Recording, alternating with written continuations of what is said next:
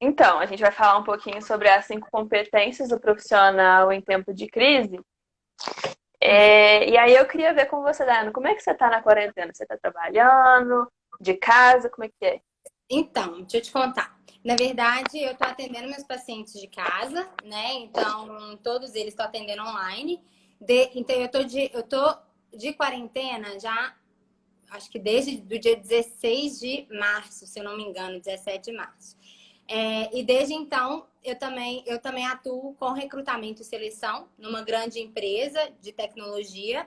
E a gente também está trabalhando de casa desde o início da quarentena. Então, eu estou aqui confinada de home office desde o início.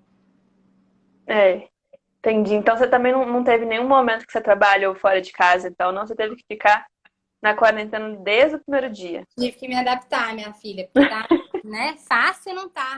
Fácil não tá para ninguém.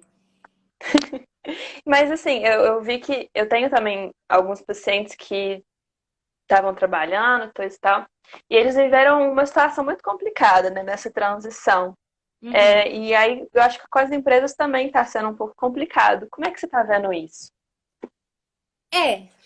Assim, é inevitável, né? Toda crise que a gente passa, a gente vai sofrer impactos. E nesse caso, nessa crise que está sendo global, a gente está sofrendo impactos de todos os lados, né? Então, impactos tanto financeiros, né? Então, tem empresas que estão cortando, diminuindo o salário, né? Diminuindo a jornada. Tem empresas que estão adotando, né, o corte de pessoas, infelizmente. Então, viver isso e sentir esse momento impacta na gente, né? Então, todos nós estamos sendo adaptados, até aqueles que não deixaram de trabalhar e estão saindo, eles estão com medo, né? Então, isso tudo impacta na perda de liberdade também. Eu acho que a gente perdeu muita liberdade, esse negócio de ir e vir, né, com naturalidade. A gente não sai com tranquilidade. Então, isso tudo impacta psicologicamente, socialmente,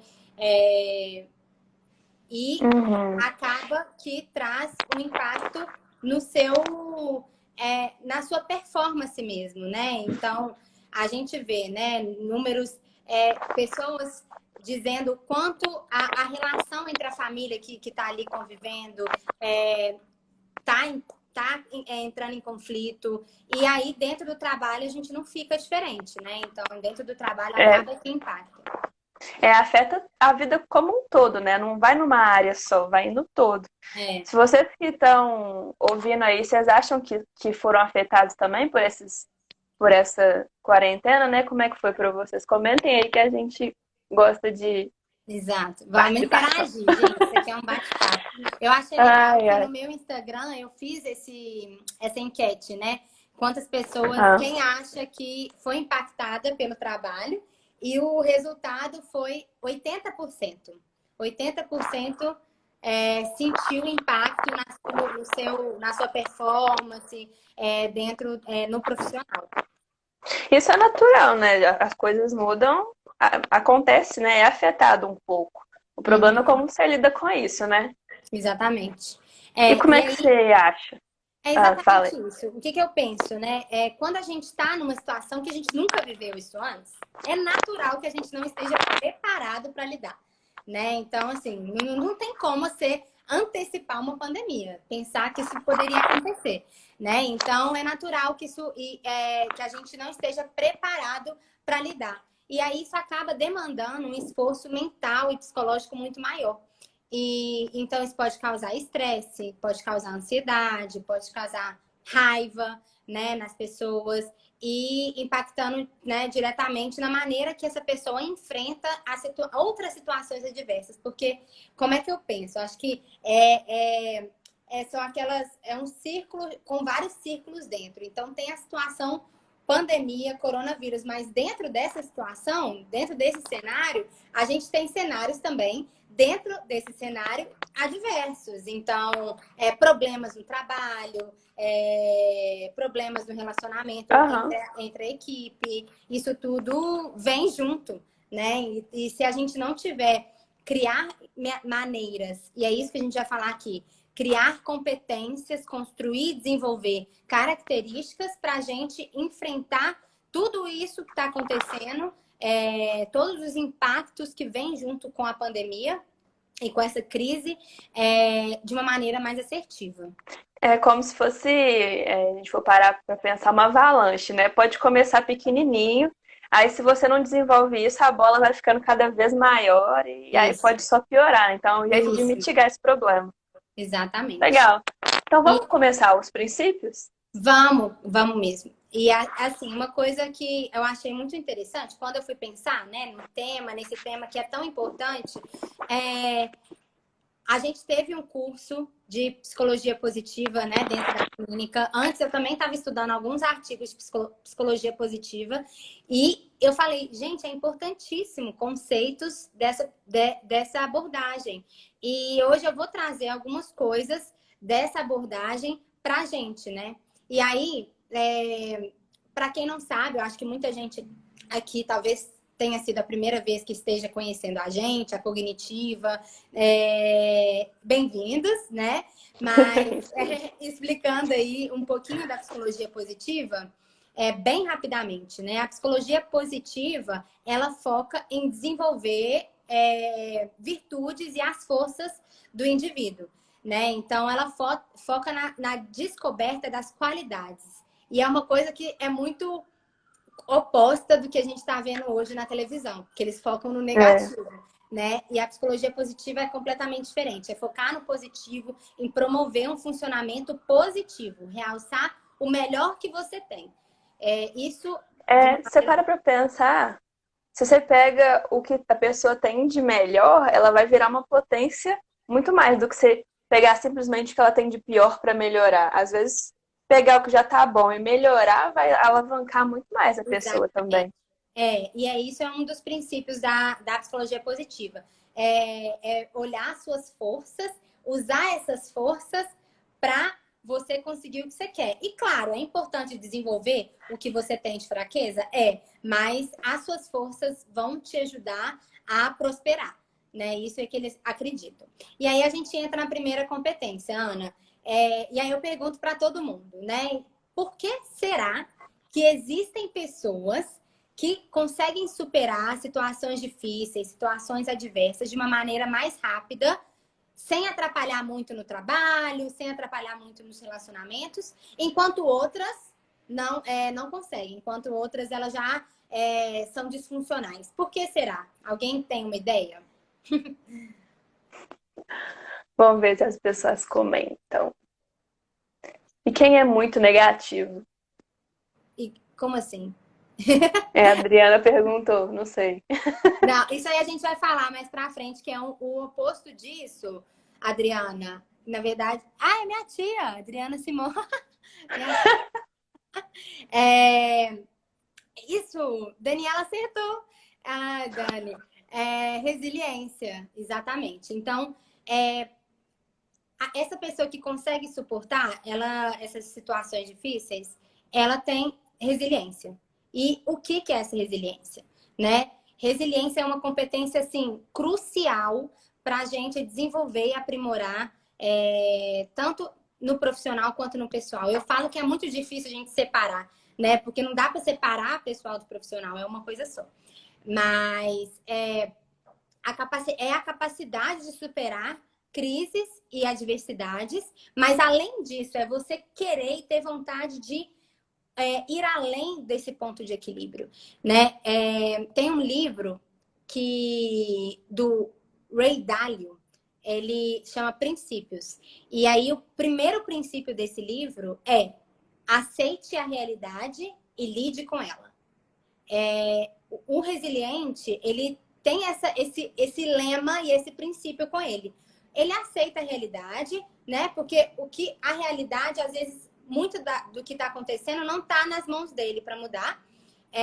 E o que passou, passou. Eu preciso olhar o que eu posso fazer daqui para frente, né? Então, a resiliência é isso. Existem diversos estudos que comprovam que as pessoas que são resilientes dentro do trabalho, a performance delas cresce, progride muito mais, o desempenho melhora, aumenta a satisfação de vida, da vida de vida no trabalho e aumenta o comprometimento dele com a organização, a vontade de se comprometer com a organização, de vestir a... Mas, Dayana, tem um jeito que a gente vê isso na organização, especificamente? Porque resiliência é como se fosse uma flexibilidade, não é? Exatamente. Vamos pensar assim. Alguma coisa, eu vou até jogar essa pergunta para você, que eu quero pegar um exemplo. Alguma Tá bom. coisa que a resiliência ela é necessária quando algo acontece fora do nosso planejamento. Então, pensa aí uma situação em tempos de crise, então, atual, Tá. que você viveu aí no seu trabalho e que ocorreu fora do planejado. Me conta. Para a gente olhar. Não, aqui a gente faz ao vivo. É o seguinte, vamos ver. Com a quarentena a gente tinha muito curso planejado, né, no nosso calendário da clínica. Então, por exemplo, a gente tinha curso que era em uma sexta-feira no mês, mensal, 5 horas. E aí o pessoal tava achando ruim porque tava ficando cansativo. Também tinha curso que era sábado e domingo de 8 às 18. Então isso foi um problema que a gente teve que enfrentar porque era tudo presencial, né? O pessoal estava acostumado com esse modelo, né? Sim. E aí, com a quarentena, vocês tiveram então que flexibilizar isso, reformular tudo isso. E como que foi para você? Porque eu acredito que para você construir essa estrutura de curso, demorou e você utilizou energia e precisou envolver nisso. E aí, quando teve que mudar tudo, como que foi para você? O que você sentiu? O que você pensou? Não, o primeiro pensamento vai dar tudo errado. Vai ter uma pessoa que não vai poder, e aí, quando eu tentar colocar, a pessoa que já fechou o curso vai falar que não pode mais, porque essa data específica ela não pode. Então, eu fiquei muito ansiosa, né? O início foi isso, não vai dar errado, a gente não vai conseguir achar um jeito. Assim, dá uma travada, assim, E aí? inicialmente. E depois? Aí, depois não tem como, a gente tem que enfrentar o problema, né? Então, a gente conversou com a equipe, foi achando outras datas. O pessoal acaba que também, com esse problema da quarentena, o pessoal também ficou flexível, os alunos, né? Então, muitos entenderam a situação, né? E a gente foi conversando de um jeito mais tranquilo. Foi bem legal isso. Isso, um ótimo exemplo. E aí é exatamente isso. A resiliência, quando acontece algo que não é planejado, profissionalmente, a gente começa a pensar que vai dar errado, ou então, nosso Deus, mas o que eu faço aqui agora? Isso não devia ter acontecido, né? Minha irmã trabalha, né? Ela tem, na empresa dela, eles têm clientes e sócios, né? Associados da empresa. E muitos tiveram que cortar e eles perderam muito associados. E assim, ela vai ficar, na hora que ela viveu isso, ela ficou ansiosa e com medo se eles vão conseguir reverter tudo isso? Claro, né? Então a resiliência, ela traz todas essas emoções. Ansiedade, medo, raiva, tristeza. Mas qual Então, que é a uma diferença? coisa. Teve um outro caso também. Uma amiga minha, ela foi demitida, né, por causa disso. E aí, enfim, foi tenso, né? Ela ficou um mês de aviso prévio. E aí o aviso prévio terminou, tipo, sexta. Segunda-feira, ela começou a fazer entrevista e já passou em uma entrevista. Então, olha o nível da resiliência da pessoa. Nossa, muito bom. Ótimo exemplo, porque aí eu vou pegar a diferença de uma pessoa que é resiliente, aquela que é pouco resiliente. Eu não gosto de falar que não é, né? Mas que é pouco É menos. resiliente, que é menos resiliente, elas sentem a mesma coisa. A situação, ela vai emergir as mesmas emoções. O que difere é como ela vai agir e se comportar diante da situação. Então, a sua amiga aí, ela deve ter sentido tristeza por ter sido demitida, medo de não conseguir um novo emprego, mas ela agiu, entendeu? E é isso, assim, como tornar mais resiliente? agir, planejar, traçar metas e objetivos e ação. Primeira coisa, né? A segunda, muito você falou, ser flexível. Estar disposta a ser flexível e ter uma gestão de mudança. Outra coisa que eu penso também é você se perguntar, fazer uma autoanálise. Quais recursos eu tenho que podem me ajudar a superar essa situação? Quais recursos e estratégias eu tenho, forças que eu tenho que vão me ajudar a lidar com essa situação?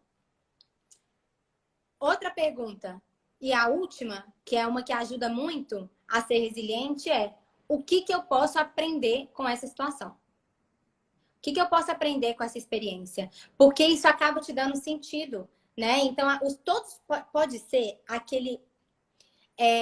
a casa pegou fogo, literalmente, vamos supor. Sem querer, a casa pegou fogo. Você perdeu tudo, né? Perdeu todos os seus móveis, perdeu as roupas que estavam lá dentro. Perdeu muita coisa. Muito provável que a pessoa fique maluca, né? E se sinta no fundo do poço.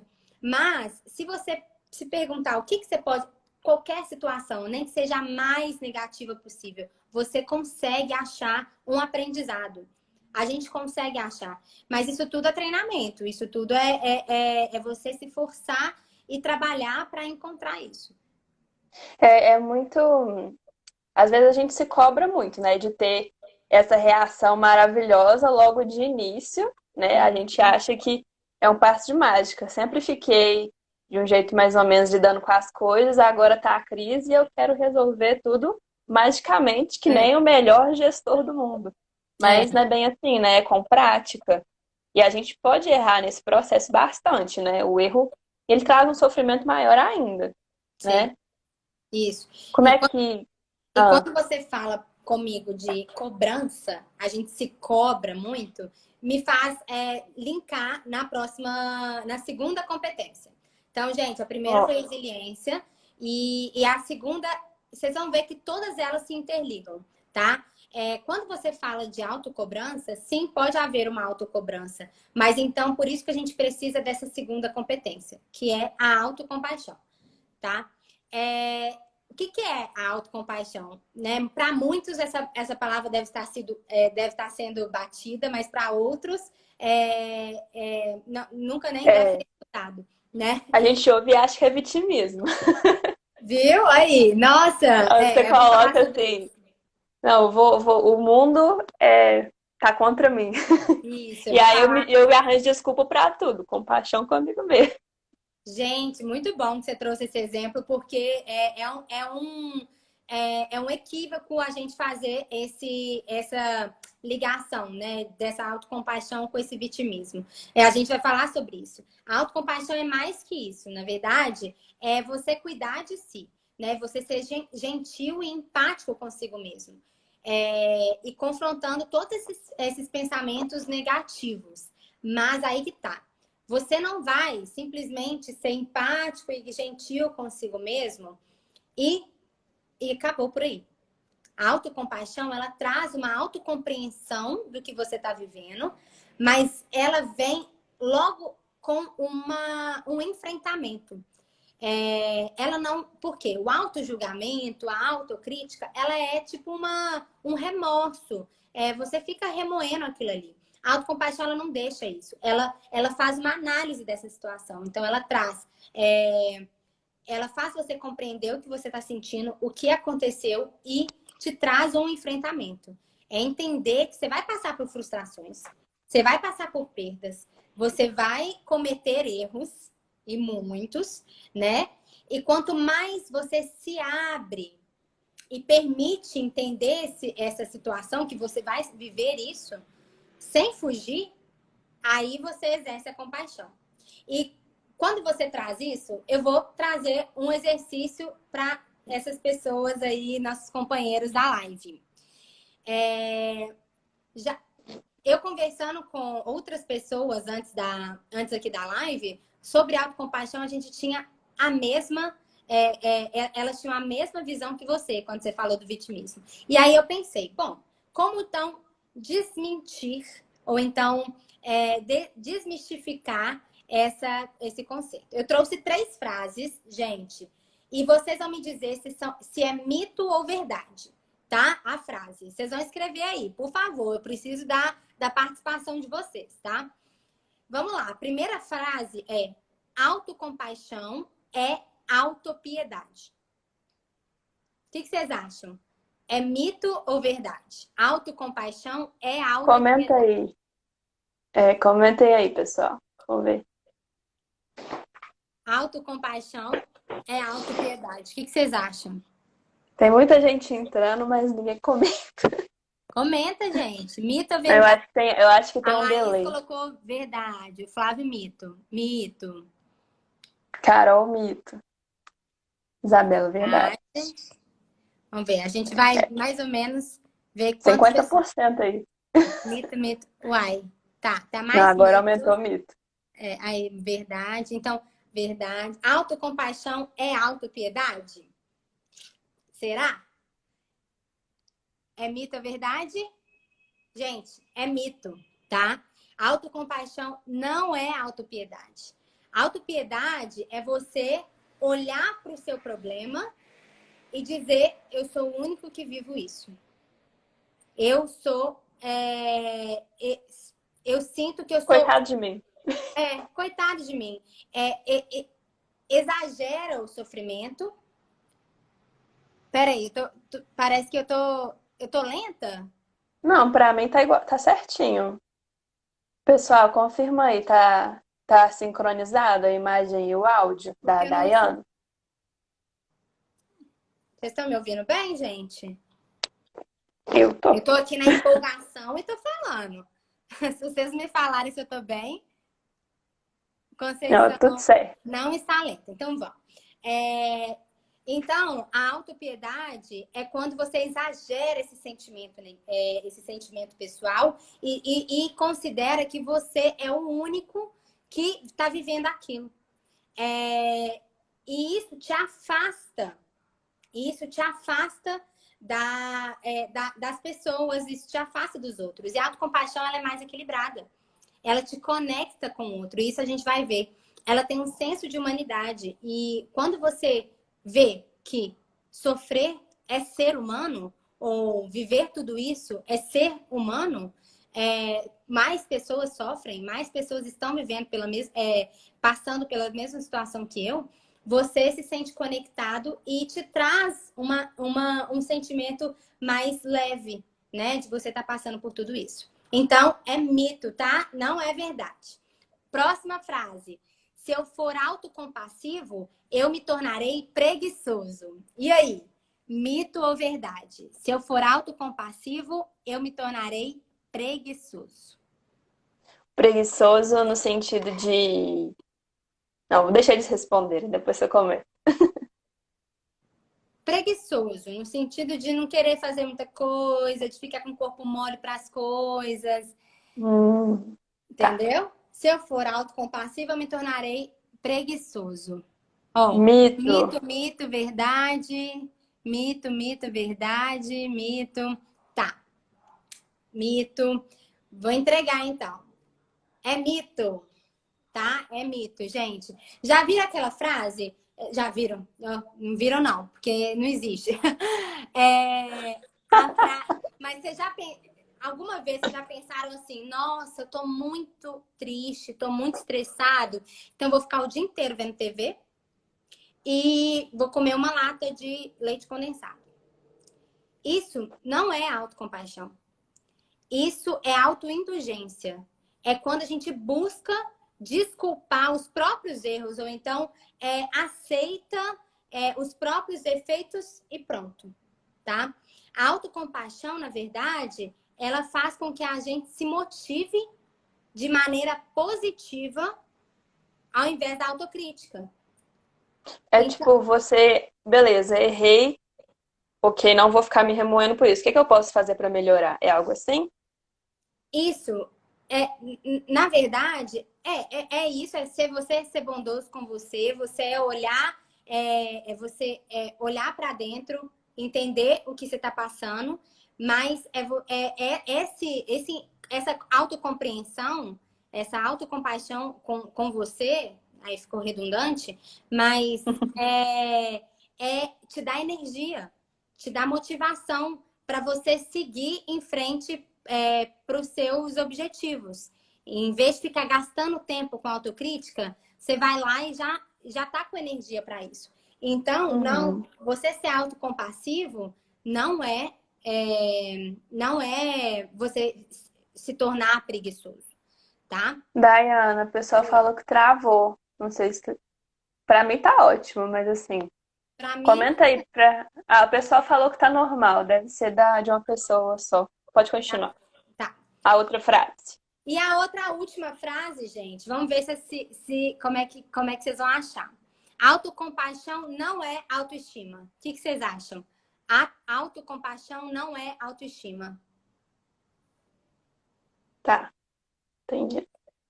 Eu não vou chutar, não, porque senão vai manipular os resultados. Tá. Uai, o som travou, mas a tela tá. O som tá bom.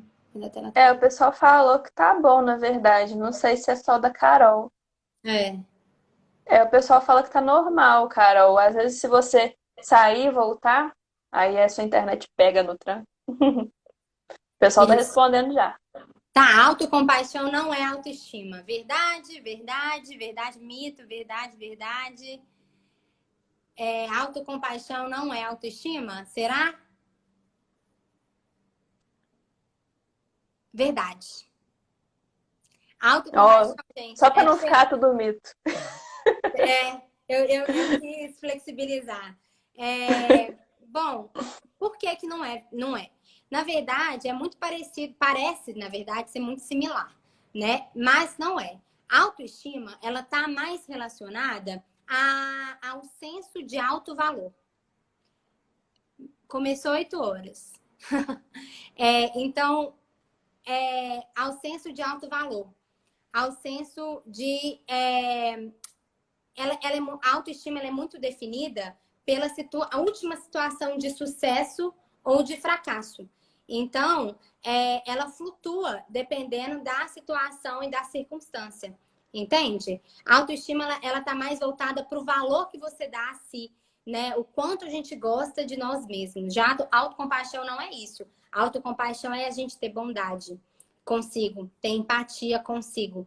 E aí, quando a Kristen Neff, que é a pessoa que mais fala de autocompaixão, ela traz 3 componentes, que é a bondade consigo, que a gente já falou, o senso de humanidade, que também a gente já falou, que é a questão da gente acreditar, da gente ter consciência que outras pessoas estão vivendo o que a gente está vivendo, e atenção plena. A atenção plena, que seria em inglês mindfulness, né? Ela faz parte da autocompaixão, porque ela é o ato de você ter a plena atenção nos nossos pensamentos negativos.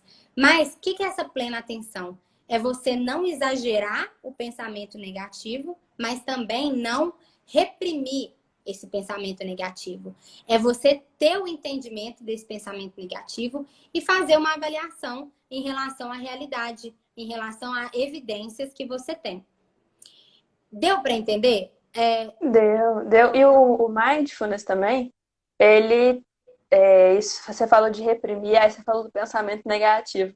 Mas eu pensei em reprimir também o pensamento positivo, porque muitas vezes tem um pessoal que se cobra muito, né? E aí, ao invés de falar, não, esse negócio tá ok, dá para entregar? Não, eles querem uma coisa além e muito melhor do que o que seria ok para entregar, né? Vamos supor. Isso. Ficam com medo de errar, né? Porque o erro é uma coisa muito difícil da gente lidar. Muito bom, porque na verdade a gente falou de autocompaixão de uma maneira pessoal, mas como que a gente consegue trazer autocompaixão para o profissional? É exatamente isso. A autocompaixão, ela nos dá a possibilidade de não catastrofizar as situações negativas, então a gente ter uma atitude e um comportamento mais assertivo e evitar, quer dizer, desculpa, e não evitar tarefa. e não evitar, e evitar tarefas desafiadoras por medo de fracassar. Ela, na verdade, a autocompaixão, ela faz você não evitar, né? Então, é você enfrentar tarefas desafiadoras por medo de fracassar. Porque é isso que você falou do erro, do medo. Quando você está aberta a isso e enxerga os pensamentos negativos de uma maneira mais equilibrada e não catastrofizada, você não tem tanto esse medo de errar, entende?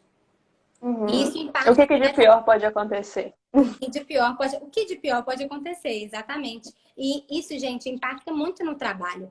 Porque quantos pacientes eu atendo com burnout ou com uma situação Perfeccionismo também. perfeccionista, né? E com uma situação muito disfuncional de lidar com as situações que surgem no trabalho. E isso impacta diretamente na sua, vou dizer reputação, mas na sua imagem como profissional, né? Então, você tendo essa autocompaixão, esse olhar para si, isso te ajuda demais, demais.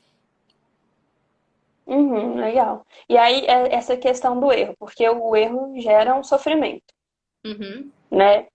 Tem um jeito, além da resiliência, da gente criar, da gente conseguir lidar melhor com o erro, porque com ele a gente cria novas possibilidades, né? Como é que a gente faz isso?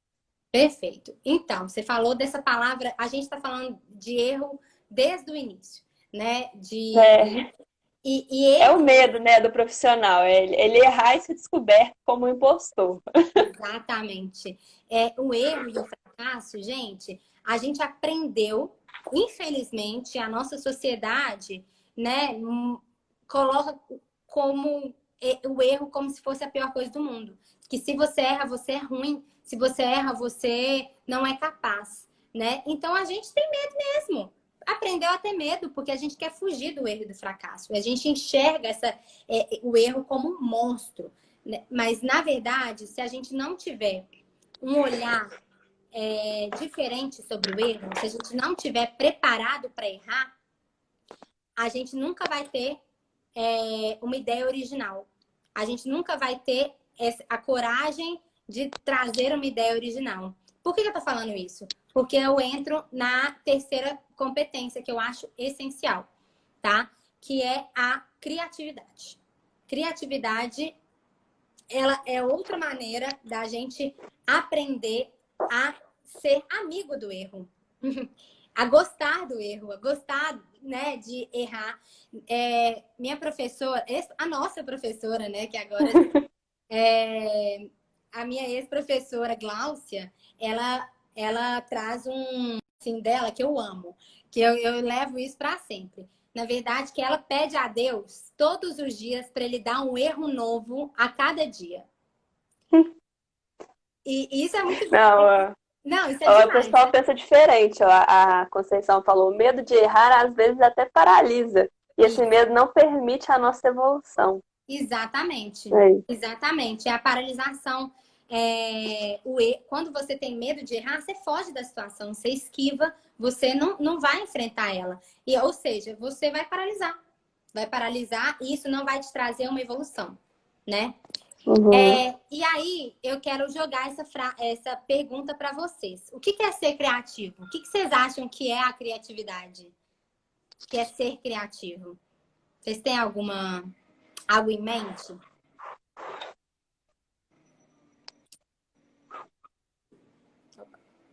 Eu acho que eu vou dar Pode. umas chutadas aqui. Pode falar, Ana, vai, me fala. Vou manipular os resultados.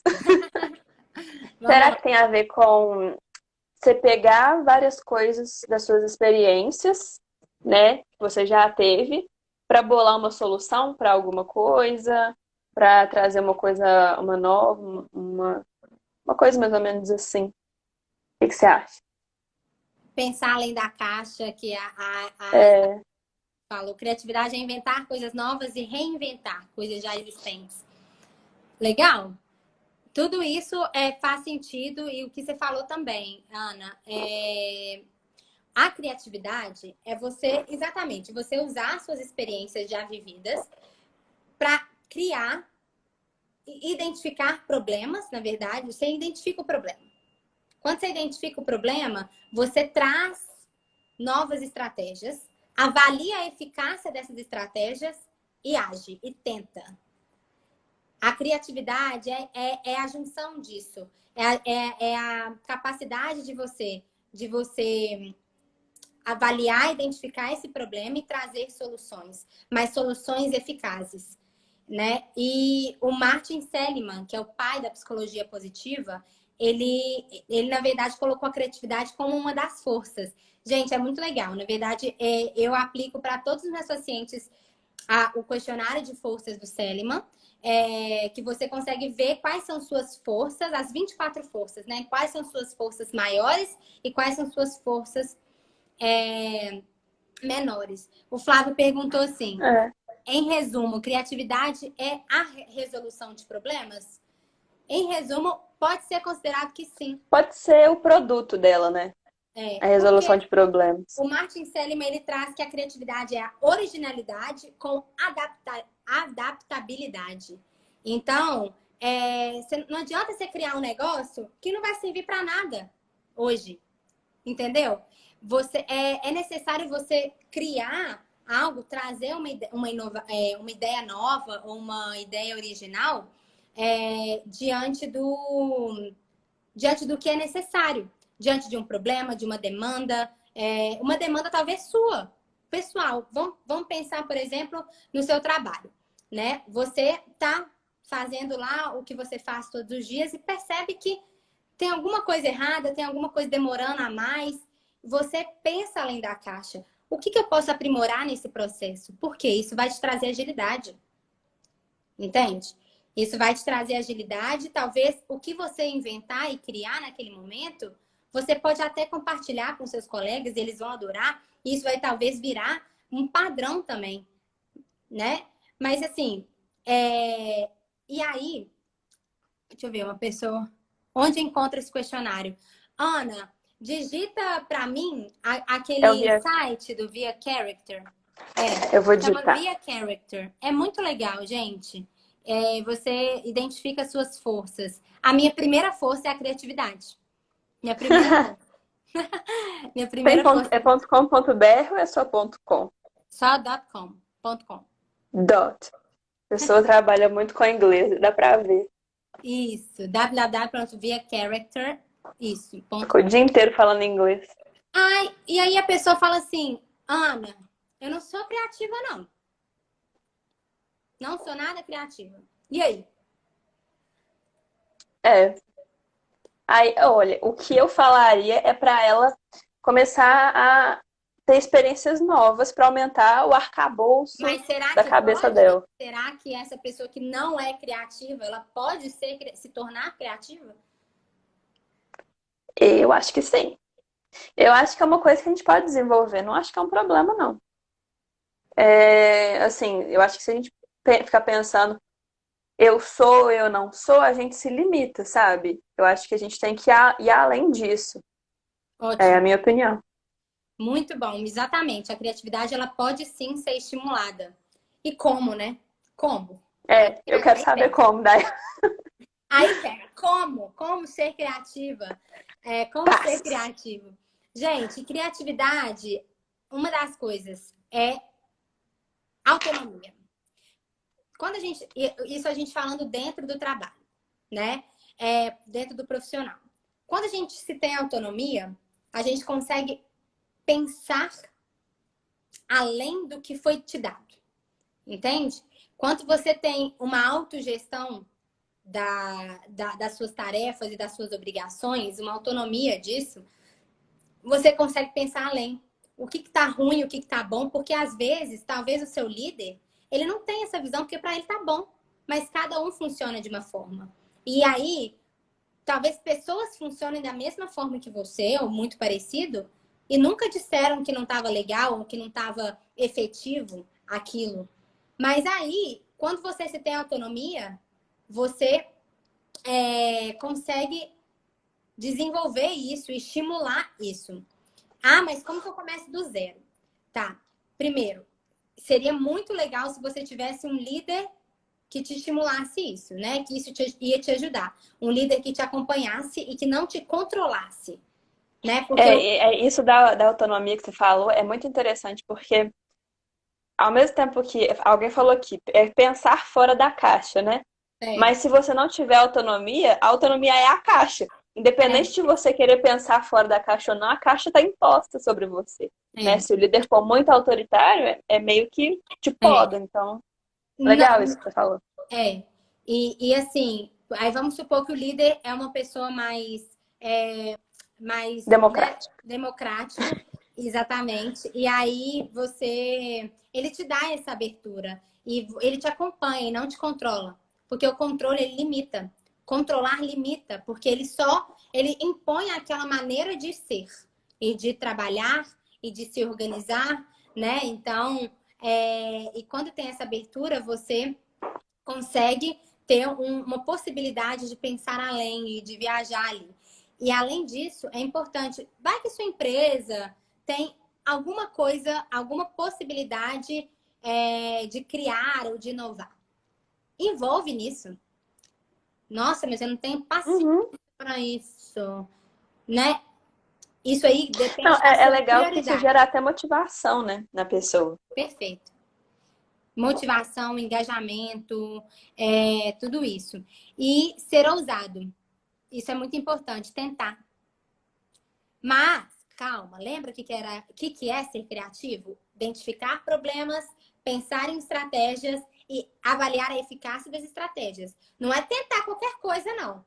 Né? Vai que você tenta um Uhum. negócio lá e aí tem um big impacto na empresa, um big impacto na instituição que você trabalha. Aí falha a empresa. É, Verdade. é, Vamos ser vamos ser catastróficos. Vamos ser criativos, mas uma criatividade assertiva, né? E aí você pode também trabalhar essa criatividade dentro de casa, que pensar também, às vezes, meu líder é muito autoritário, então você tenta em casa, né? Faça coisas diferentes que envolva criar, envolva inovar, inventar. Filho é ótimo para isso. Se você tem filho, é Tenha um maravilhoso. filho. Hã? Tenha um filho para estimular a Não, sua calma. criatividade. É, Tô mas, brincando. mas assim, acaba que a criatividade é uma força crucial, né, para a nossa maneira de lidar com os nossos erros, com solução de problemas, trazer novas soluções. E aí, bom, e aí a gente entra.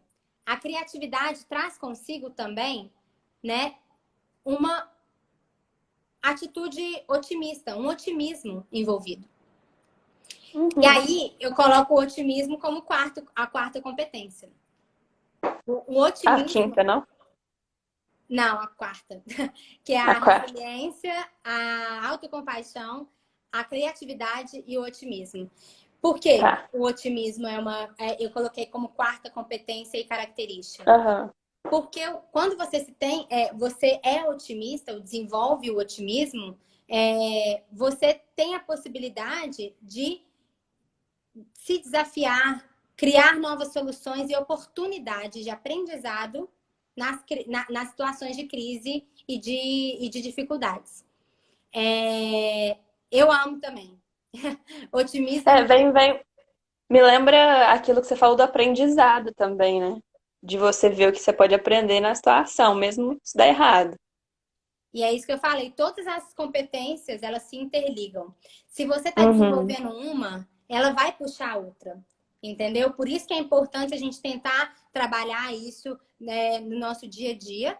E por que quando eu trago o meio profissional? Porque acaba que na quarentena, o meio profissional está sendo 80% do nosso dia, né? Da nossa semana. Então, se a gente precisa desenvolver, a gente não vai desenvolver nos 20%. Vamos desenvolver essas competências dentro do profissional, dentro do nosso trabalho, nas nossas obrigações, né? E aí, Ana, não sei se você lembra, gente, a Ana, eu junto, né, obviamente, com a Renata, a gente contratou a Ana. Você lembra Lá vem.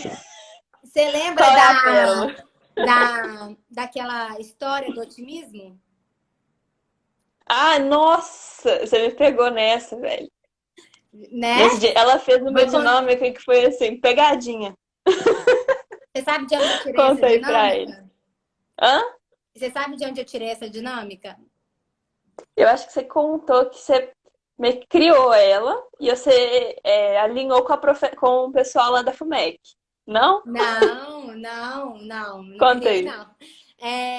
Na verdade, essa dinâmica, ela foi criada pelo Seligman. Ele, Ó, ele foi contratado por um CEO de uma grande empresa para ajudar a equipe de vendedores, né? Então, a prosperarem, a desenvolver mais. E aí ele resolveu, então, construir uma equipe do zero. E tudo, além das outras partes do recrutamento, ele contava essa história. E eu vou contar para vocês, tá, gente? De uma maneira resumida. De uma maneira resumida. Como que vocês veem essa situação? Uma pessoa, você aí que está me escutando, tá? Você acordou num dia chuvoso, frio. Você acordou, você viu, olhou pro relógio, você perdeu o alarme. Acordou atrasado para trabalhar. Você tinha que resolver uma coisa urgente no banco que não podia deixar para amanhã. Então você tinha que passar antes no banco para ir trabalhar. E aí você foi pedir Uber, o Uber estava na taxa lá não sei aonde, estava caríssimo. Você foi tentar pegar pegar carro na rua, algum táxi na rua. E aí você pegou esse táxi, conseguiu pegar o táxi, né, não tão caro, e chegou no banco. Quando você chega no banco, molhado, né, lotado o banco. Umas 20 pessoas na sua frente. E aí você tá lá, querendo ir logo para trabalhar, porque você sabia que seu chefe ia encrencar com você. Aí, simplesmente entra um grupo de assaltantes. E eles pedem todos para ficarem calados. E tinha uma idosa do seu lado. E essa idosa ficou tão nervosa que ela gritou. Ao gritar, os assaltantes atiraram. E a bala foi aonde? Foi no seu braço. Você parou no hospital e sua família foi te visitar. Como você contaria essa história para sua família? Com qual olhar você contaria essa história para sua família? Vocês conseguiram ver alguma coisa boa nesse dia? Será que vocês conseguem identificar? não, quando eu fiz essa dinâmica, né? Eu fui contando tudo de ruim. Meu Deus, essa mãe acordei, tava frio. E aí eu fui no banco, tava uma fila gigante, eu ainda levei uma bala e tal. Eu lembro, eu respondi, foi desse jeitinho aí. Eu lembro você também, você acha que eu não lembro? Gente, conseguiu pegar um táxi num preço bom. Coisa boa. A bala foi no braço, não foi no coração, não foi. Sobreviveu. Muito bem, Carla. Adorei seu otimismo. Sobreviveu. Ela tem família que foi visitar ela. Olha só. Existem diversas coisas boas que a gente poderia, talvez, tirar o tanto negativo, catastrofizar a situação e trazer coisas boas. E aí, ele contratou, o Seligman contratou pessoas.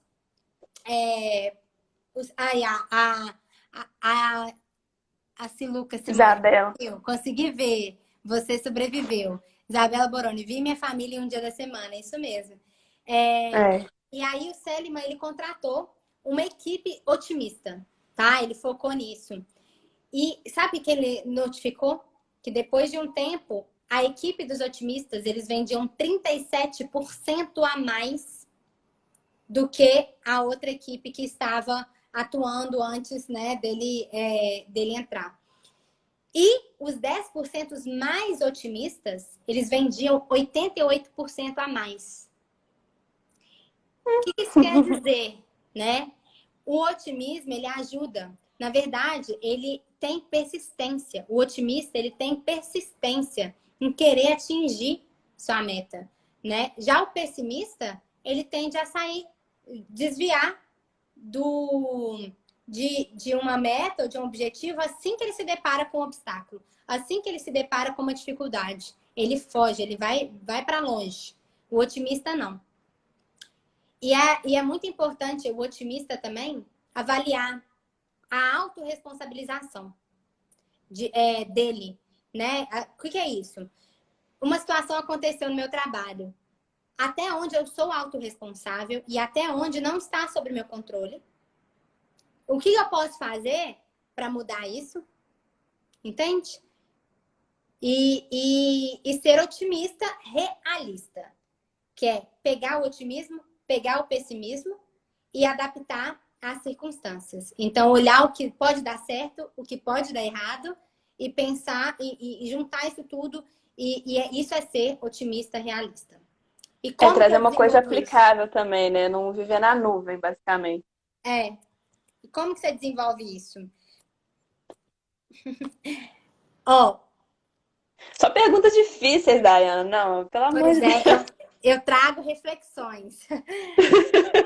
Gente, ninguém nasce com algo, ninguém nasce otimista, ninguém nasce criativo. Não há evidências que existe uma causa genética que você vai ser, tipo, para sucesso ou para talento, tá?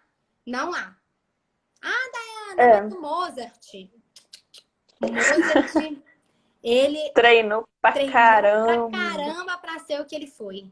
Ah, mas o Michael Jordan treinou pra caramba pra ser o que ele foi. Então, o que que a gente pode O fazer pessoal para vê, tipo, estimular? por exemplo, o Michael Phelps. O cara treinou 5 anos sem parar um fim de semana. Então, assim, é muito, muito treino, né? E acha que só chegou lá, a gente só vê o sucesso, a gente não vê o processo, né? Exatamente, a enxergar o processo. Então, dito isso, como então que estimula essa força que é o otimismo, essa habilidade? Exercendo. Prática, repetição. Então, trazer comportamentos intencionais, que é o que eu vou falar. E eu preciso correr, né? Porque tá acabando. É, amiga. Não, 5 minutos, vai. É agora. É o seu momento, vai. Enfim, mas o otimismo é isso, assim, a gente, para praticar a gente, para estimulá-lo, a gente precisa praticar, a gente precisa forçar mesmo. Uma coisa que você pode fazer é sempre anotar, calma, o que eu posso tirar isso aqui de bom? Como que eu posso olhar isso positivamente? Né? E forçar mesmo seu pensamento e em direção a Tem, tem um exercício do Cog Planner, né, da Renata, que é no diário terapêutico, do que eu aprendi hoje. Então, é uma coisa também interessante a gente fazer esse muito exercício diário. esse é muito bom. Eu tô até aqui com a agenda, mas aí não vai esperar de mostrar. Então, vamos Então, pro vamos embora. último? Vamos pro último? O último, gente, e não menos importante, na verdade, esse último, ele é a junção de todos os de trás. Ele é um conceito da psicologia positiva. É o bem-estar subjetivo. O bem-estar subjetivo, o que é isso? É a maneira que você analisa e avalia a sua vida, tá? Então, ela é a junção de como você avalia cognitivamente a satisfação da sua vida, então, o contentamento com os setores da sua vida, família, trabalho, relacionamento, junto com como você vivencia a intensidade e a frequência que você vivencia os aspectos positivos e negativos. Então, o bem-estar subjetivo ele é a junção disso tudo e ele só pode ser mensurado pelo indivíduo, por ser subjetivo, né? E essas concepções, elas estão organizadas em cima de pensamentos e emoções que a gente tem nas nossas experiências. Então, vamos dar um exemplo. Se a gente tiver um erro cognitivo, desqualificando o positivo ou filtro mental, se a gente tiver isso, Uhum. o filtro mental é você focar só no negativo e esquecer o aspecto geral. Se você está focando, desqualificando o positivo e focando só no negativo, naturalmente você vai vivenciar com muito mais intensidade os pontos negativos, as situações negativas. E aí, logo, Com você não certeza. vai ter aquela sensação de bem-estar. Ou vai, mas baixa, entende? Isso, por isso que entra o otimismo, entra as outras competências de cima. E como que eu Sim, eu estimulo? acho que às vezes, Dayana, esse bem-estar, a gente só. Se a pessoa não tem todas essas características bem estimuladas, ela vai achar que ela tem bem-estar só quando ela está se sentindo bem. É, Então, quando eu tô vivendo uma situação boa com minha mãe, com meu pai, tô comendo uma comida, aí eu tô no bem-estar. O resto eu tô mal.